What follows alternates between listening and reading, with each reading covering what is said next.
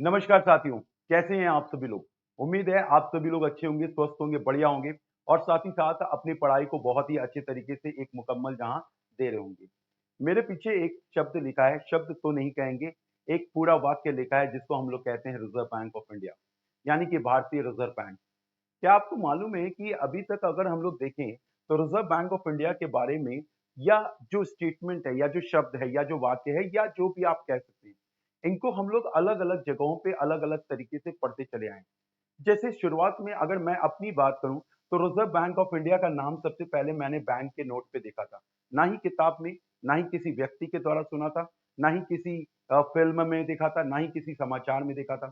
सबसे पहले मैंने रिजर्व बैंक ऑफ इंडिया का नाम जब मैंने पढ़ना शुरू किया था तो बैंक के नोट पर लिखा था और बैंक के नोट पर क्या लिखा था कि मैं धारक को इतने इतने रुपए देने का वचन करता हूँ। तो रिजर्व बैंक ऑफ इंडिया के पास ऑब्वियस सी बात है बहुत बड़ी अथॉरिटी होती है करेंसी को जारी करने की, यानी कि बैंक के नोट को जारी करने की अथॉरिटी होती है। अब बात यहाँ पे ये आती है कि रिजर्व बैंक ऑफ इंडिया को रिजर्व बैंक ऑफ इंडिया ही क्यों एक खास बनाता है, यानी कि उसको एक विशेष दर्जा क्यों दिया गया। हमारे देश के पूरी की पूरी मनी सप्लाई का कंट्रोल आरबीआई के पास ही क्यों है? कोई और संस्था भी तो ले सकती थी, सरकार भी तो ले सकती थी, सरकार भी तो बैंक के नोट छाप सकती थी। ऐसा क्यों नहीं किया गया कि जब सरकार यानी कि सरकार के पास एक अथॉरिटी है, जिस तरीके से कॉइनेज एक्ट 1906 के तहत क्या किया जाता है कि बैंक जो सरकार होती है, गवर्नमेंट होती है, गवर्नमेंट एसपीएम सीआईएल के थ्रू यानी कि security printing and mint corporation of India limited के थ्रू सिक्कों को जारी करती है, यानी कि सिक्कों को मिंट पे ढालती है और क्या कहते हैं मिंटिंग करती है। उसके बाद देन आफ्टर ये मार्केट में सर्कुलेशन के रूप में आरबीआई को सौंप देती है कि ये लीजिए भैया क्वाइंस बन गए और आप क्वाइंस यानी कि सिक्कों को आप क्या कहते हैं डिस्ट्रीब्यूट करना शुरू करो। इसका मतलब सीधा सा मतलब है कि अगर सरकार क्वाइंस इशू कर सकती है तो बैंक के नोट भी इशू कर सकती है। तो आज हम लोग कुछ ऐसे ही मुद्दों पर बात करेंगे रिजर्व बैंक ऑफ इंडिया की और रिजर्व बैंक ऑफ इंडिया को रिजर्व बैंक ऑफ इंडिया खास क्यों बनाया गया इसके तौर पे भी आज चर्चा करेंगे। सबसे पहले बात करते हैं रिजर्व बैंक ऑफ इंडिया के इतिहास की। तो रिजर्व बैंक ऑफ इंडिया को बनाया गया 1 अप्रैल सन 1935 को 1935 को इसको स्थापित किया गया और इसको स्थापित जब किया गया था तो एक कमेटी गठित की गई थी जिसका नाम था रॉयल कमीशन, यानी कि आप ये कह सकते हैं हिल्टन यंग कमेटी के दौरान या हिल्टन यंग कमेटी ने रिजर्व बैंक ऑफ इंडिया को बनाया था और रिजर्व बैंक ऑफ इंडिया को बनाने के लिए सन 1926 में 1926 में एक कमेटी का गठन किया गया जिसको हम लोग रॉयल कमीशन या फिर हिल्टन यंग कमेटी भी बोलते हैं। इसी के तहत रिजर्व बैंक ऑफ इंडिया को 1 अप्रैल 1935 को बनाया गया। इसके बाद रिजर्व बैंक ऑफ इंडिया को जब अथॉरिटी दी गई थी यानी कि भारत सरकार के अंतर्गत लाया गया था तो 1 जनवरी 1949 को 1949 को आरबीआई को नेशनलाइज किया गया यानी कि राष्ट्रीयकृत किया गया। इसका सीधा सा मतलब ये था कि रिजर्व बैंक ऑफ इंडिया को एक ऑटोनोमस बॉडी बनाया गया और भारत सरकार के उपक्रम के तहत लाया जाने की बात की गई।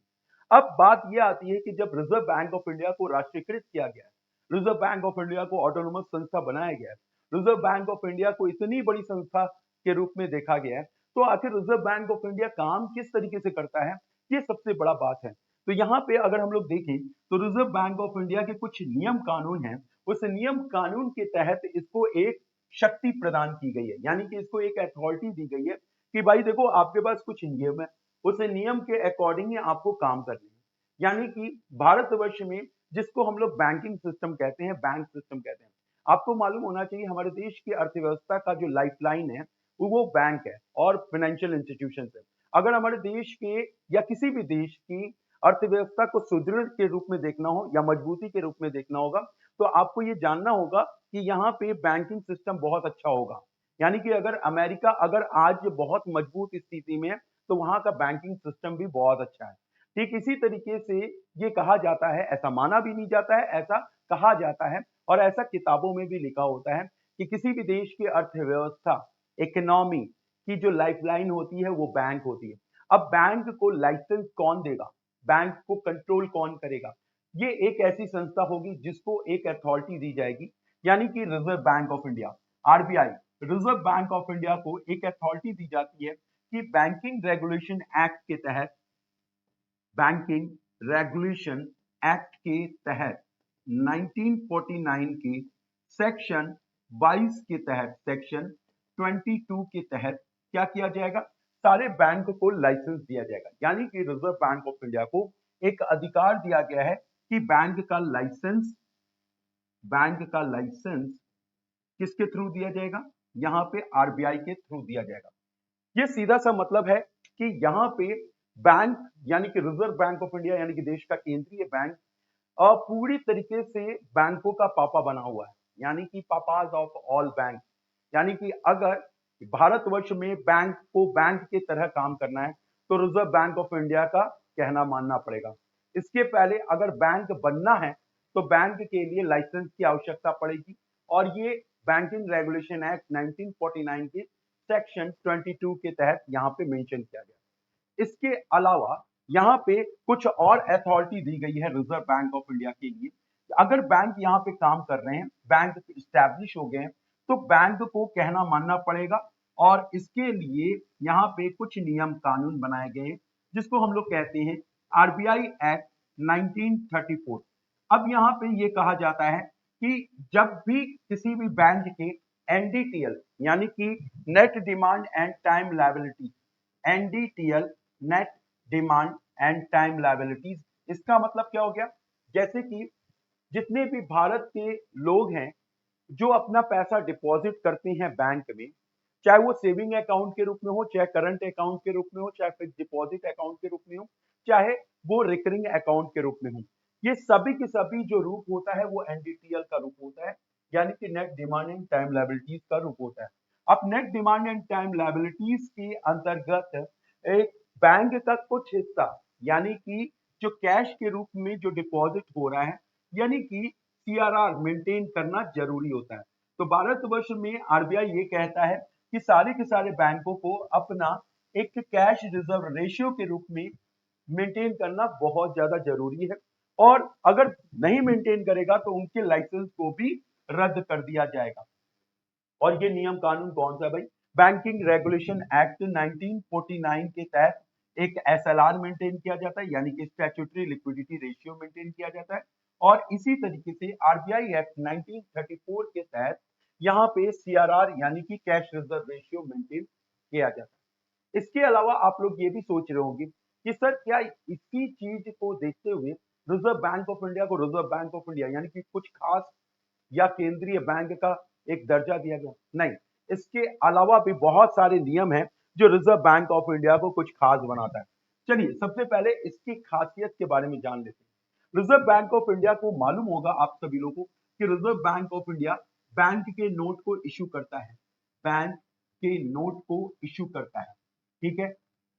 भारतवर्ष में जितने भी बैंक के नोट है, लाइक 5 रुपए का, 10 रुपए का, 20 रुपए का, 50 रुपए का, 100 रुपए का, 200 रुपए का और 500 रुपए का। अभी फिलहाल 200 रुपए का, 2000 का भी नोट आ रहा था, लेकिन 2000 के नोटों का अभी यहाँ पे छपना नहीं जारी है। आरबीआई ने अभी फिलहाल 5 रुपए से लेकर 500 रुपए तक के नोटों को छापने का अधिकार है। इसके अलावा यहाँ पे आरबीआई कितने डेनोमिनेशन के नोट छाप सकता है, तो यहाँ पे 10,000 के डिनोमिनेशन के नोट तक छापा जा सकता है। डिनोमिनेशन के नोटों को छापा जा सकता है किसके द्वारा, आरबीआई के द्वारा। इसके अलावा रिजर्व बैंक ऑफ इंडिया क्या करता है, रिजर्व बैंक ऑफ इंडिया एक एज अ संस्था, एक ऐसा ऑर्गेनाइजेशन के तौर पे सरकार का खाता भी मेंटेन करता है, यानी कि गवर्नमेंट का खाता, सरकार का खाता मेंटेन करता है। अब आप लोगों को ये दिमाग में आ रहा होगा कि क्या reserve bank of India public का भी अकाउंट मेंटेन करता है, नहीं, यहाँ पे पब्लिक का अकाउंट मेंटेन नहीं करता है। पब्लिक का अकाउंट कहाँ पे मेंटेन किया जाता है, तो पब्लिक का अकाउंट मेंटेन नहीं करता है, मेंटेन नहीं करता है, ठीक है, नहीं करता है। क्यों नहीं करता है भाई, क्योंकि इसको अथॉरिटी नहीं मिली है। पब्लिक का अकाउंट मेंटेन कौन करता है, जितने भी भारतवर्ष में शेड्यूल्ड कमर्शियल बैंक है, स्मॉल फाइनेंस बैंक है, पेमेंट बैंक है, ग्रामीण बैंक है, कोऑपरेटिव बैंक है, प्राइवेट सेक्टर बैंक हैं, इन सबको ये दर्जा हासिल है। अब आप ये भी कह रहे होंगे कि सर ये तो बात हो गई कि बैंक की, आपने ये भी बताया कि रिजर्व बैंक ऑफ इंडिया का जो खाता है, जो सरकार का खाता है, वो आरबीआई पेश करता है, यानी कि जितने भी बैंक हैं उनका खाता भी कहीं ना कहीं आरबीआई मेंटेन करता होगा। जी हाँ, यहाँ पे बैंक का भी खाता, यानी कि बैंक का भी खाता, बैंक का भी अकाउंट, बैंक का अकाउंट ओपन होता है और वो करंट अकाउंट के रूप में ओपन होता है। और ये करंट अकाउंट कहाँ पे ओपन होता है? ये आरबीआई यानी कि रिजर्व बैंक ऑफ इंडिया में ओपन होता है। जिस तरीके से हमारा खाता स्टेट बैंक ऑफ इंडिया की सेविंग अकाउंट में है, ठीक उसी तरीके से यहाँ पे बैंकों का खाता और सरकार का खाता भी आरबीआई के पास ओपन होता है। इसके अलावा राष्ट्रपति का भी खाता आरबीआई में ओपन होता है। इसके बाद हम लोग बैंक की बात कर रहे थे, तो बैंक के नोट को इशू कर रहा है, 10,000 के डिनोमिनेशन के नोट को छाप सकता है, सरकार का खाता मेंटेन करता है, पब्लिक का अकाउंट मेंटेन नहीं करता है। और इसके अलावा सबसे इंपॉर्टेंट क्या बात आ रही है, यहाँ पे जितने भी भारतवर्ष में मनी सप्लाई करने की बात आती है, यानी कि करेंसी को मनी सप्लाई के रूप में देने का काम कौन करेगा? केंद्रीय बैंक यानी कि रिजर्व बैंक ऑफ इंडिया करेगा। ठीक है, ये कुछ इंपॉर्टेंट है। और दूसरा सबसे इंपॉर्टेंट है कि आरबीआई मौद्रिक नीति भी बनाता है, जो भारत के इन्फ्लेशन को कंट्रोल यानी कि महंगाई को कंट्रोल करने की एक कमिटेड करता है। तो रिजर्व बैंक ऑफ इंडिया के पास एक जिम्मेदारी होती है, वो कौन सी जिम्मेदारी होती है? ये मॉनेटरी पॉलिसी को भी मेंटेन करता है, ये मॉनेटरी पॉलिसी बनाता है। भारतवर्ष में जितने भी मौद्रिक नीति हैं वो कौन बनाएगा? आरबीआई बनाएगा। सर आपने ये सारी चीजें तो बता दी, ये चीजें तो कहीं ना कहीं किताब में भी मेंटेन होगा। सर कुछ ऐसा बताइए कि रिजर्व बैंक ऑफ इंडिया को रिजर्व बैंक ऑफ इंडिया के रूप में खास बनाया जाता है, ऐसा कुछ बताइए। चलिए मैं आपको बताता हूं। मान लीजिए यहाँ पे एक बैंक है स्टेट बैंक ऑफ इंडिया, और यहाँ पे एक बैंक है पंजाब नेशनल बैंक। तो क्या आपको मालूम है कि अगर एक खाते से किसी दूसरे खाते में जब पैसा जाता है तो वो भी आरबीआई के कुछ नियम के अकॉर्डिंग ही ट्रांसफर होते हैं। जी हाँ, बैंक के कुछ नियम नहीं लागू होते हैं, इसमें आरबीआई के कुछ नियम लागू होते हैं, जो कि अगर किसी एक बैंक का खाता किसी दूसरे बैंक के खाते से मेंटेन किया जाता है, या मान लो अगर मैं हूं और मेरा खाता, हम अपना पैसा किसी दूसरे अकाउंट में भेजना चाहते हैं, तो ऐसे में ये जो नियम लगता है वो नियम लगता है payment and settlement system act. Payment and settlement system act, ठीक है, जो कि 2007 में आया था। इसके अलावा सर मुझे कुछ याद आ रहा है कि अगर हमारा जो भाई है ना वो अमेरिका चला जाता है, और जब अमेरिका जाता है तो अमेरिका में डॉलर के रूप में कमा रहा है। अब अगर डॉलर के रूप में कमा रहा है तो जाहिर सी बात है वो अपने परिवार को पैसा भेजेगा। और सर ये बताइए कि क्या यहाँ पे भी आरबीआई के कुछ नियम लग रहे हैं? जी हाँ, आरबीआई के नियम लग रहे हैं यहाँ पे। अगर कोई व्यक्ति या कोई विदेश से पैसे अगर हमारे बैंक में आता है तो इसके लिए कौन सा एक्ट लगता है, जिसको हम लोग कहते हैं फॉरेन एक्सचेंज मैनेजमेंट एक्ट लगता है। Foreign exchange management management act, जिसको हम लोग फीमा एक्ट के रूप में जानते हैं। किसके रूप में? फीमा एक्ट 1999 के रूप में जानते हैं। सर ये सारी की चीजें तो सर कॉमन सी चीजें आपने बता दी है, लेकिन सर मुझे ये बताइए कि मान लीजिए अगर बैंक हमारा पैसा लेकर भाग गए तो आरबीआई क्या करेगा, हमारे लिए क्या करेगा और बैंक के लिए क्या करेगा? ये सबसे इंपॉर्टेंट है। मान लीजिए आपका पैसा स्टेट बैंक ऑफ इंडिया में रखा है, कितना? 10 लाख रुपया, और खुदा न खास्ता कभी ऐसी बातें हो जाए कि स्टेट बैंक ऑफ इंडिया भाग जाए, डिफॉल्टर घोषित हो जाए, या फिर डूब जाए। सुबह उठते ही साथ आपको एक न्यूज देखने को मिल रही है कि स्टेट बैंक ऑफ इंडिया डूब गया, state bank of India defaulter घोषित हो गया, या स्टेट बैंक ऑफ इंडिया पूरे पब्लिक का पैसा लेकर भाग गया। तो ऐसे समय में बहुत सारे लोगों को हार्ट फेल आना लाजमी हो जाएगा। तो सबसे पहले यहाँ पे मैं आपको बता देता हूँ कि अगर यहाँ पे स्टेट बैंक ऑफ इंडिया या भारतवर्ष में कोई भी बैंक डूब रहा हो तो उसके लिए सबसे पहले lender of last resort, lender of last resort के रूप में कौन आएगा? यहाँ पे रिजर्व बैंक ऑफ इंडिया, यानी कि reserve bank of India Shaktimaan बनकर उस बैंक को बचाएगा। क्यों? क्योंकि रिजर्व बैंक ऑफ इंडिया ने कमिटेड किया था कि भाई देखो, हम जब तुमको लाइसेंस दे रहे हैं ना, तो तुम्हारी सुरक्षा करने की भी जिम्मेदारी मेरी होगी। मान लो अगर तुम एकदम ही गैर गुजरे निकल गए, यानी कि बैंक एकदम ही गैर गुजरा निकल गया, बैंक डूब ही गया, तो लोगों का पैसा क्या डूब जाएगा? लोगों का पैसा क्या खत्म हो जाएगा? नहीं। यहाँ पे आरबीआई का कुछ नियम है। आरबीआई ये कहता है कि जितने भी जो लोग हैं उनके डिपॉजिटर्स का इंश्योरेंस किया जाएगा। यानी कि अगर आपका account saving account, current account, fix deposit account या रिकरिंग अकाउंट इसमें मेंटेन है, तो आपका account DICGC act, deposit insurance credit guarantee corporation of act, यानी कि इसको मैं फिर से लिख देता हूं, डीआईसीजीसी एक्ट के तहत आपका जो खाता है, आपका जो पैसा है ना, वो आपका पैसा एटलीस्ट आरबीआई की तरफ से 5 लाख रुपया दे दिए जाएंगे। अब आप कहेंगे कि सर ये तो बेईमानी होगी, सर ये तो बेईमानी हो गई। क्यों? क्योंकि 10 लाख मैंने डिपॉजिट किया और हमको मिल रहे हैं 5 लाख। जी हाँ, यहाँ पे 5 लाख की लिमिट है मैक्सिमम। तो डीआईसीजीसी एक्ट के तहत जो मैक्सिमम अमाउंट क्रेडिट होगा आपके अमाउंट में या आपके अकाउंट में, वो 5 लाख तक का होगा। अब बात आती है कि सर ऐसी स्थिति आ सकती है क्या? जी नहीं। सबसे पहले रिजर्व बैंक ऑफ इंडिया उन्हीं लोगों को ठोक बजाकर लाइसेंस देता है जो कि लाइसेंस के यानी कि उसको डिजर्व करते हैं। जैसे अगर एक बैंक अप्लाई करता है तो उनका कुछ पेड अप कैपिटल होता है। जैसे शेड्यूल्ड कमर्शियल बैंक का 500 करोड़ का पेड अप कैपिटल होता है और स्मॉल फाइनेंस बैंक का 200 करोड़ का पेड अप कैपिटल होता है। पेमेंट बैंक का 200 करोड़ का 100 करोड़ का पेड अप कैपिटल होता है।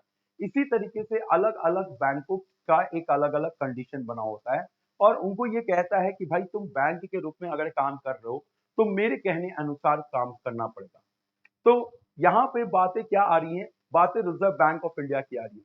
तो रिजर्व बैंक ऑफ इंडिया क्या क्या काम कर रहा है भाई हमारे देश में? हमारे देश में मौद्रिक नीति बना रहा है, हमारे देश की मनी सप्लाई कंट्रोल कर रहा है, हमारे देश के बैंकिंग सिस्टम को कंट्रोल कर रहा है, हमारे देश के रिटेल इन्फ्लेशन को कम करने के लिए जद्दोजहद करता रहता है, हमारे देश में मौद्रिक नीति बनाने के लिए हर 2 महीने पे चाय समोसा पार्टी करता रहता है। तीसरा सबसे इंपॉर्टेंट ये है कि जितने भी कानून हैं वो सभी के सभी कानून हमारे बैंकिंग सिस्टम पर अप्लाई करने के लिए आरबीआई कहता है। क्यों? क्योंकि at last RBI is the papa's of all bank, यानी कि आरबीआई को सभी बैंकों का पापा कहते हैं। तो कैसी लगी जानकारी? उम्मीद है आप सभी लोगों को ये छोटी सी जानकारी कुछ ही समय में आरबीआई के कुछ इंपॉर्टेंट पहलुओं के बारे में, कुछ महत्वपूर्ण जानकारियों के बारे में आप लोगों को दी गई है। उम्मीद है आप सभी लोगों के लिए काम आएगी।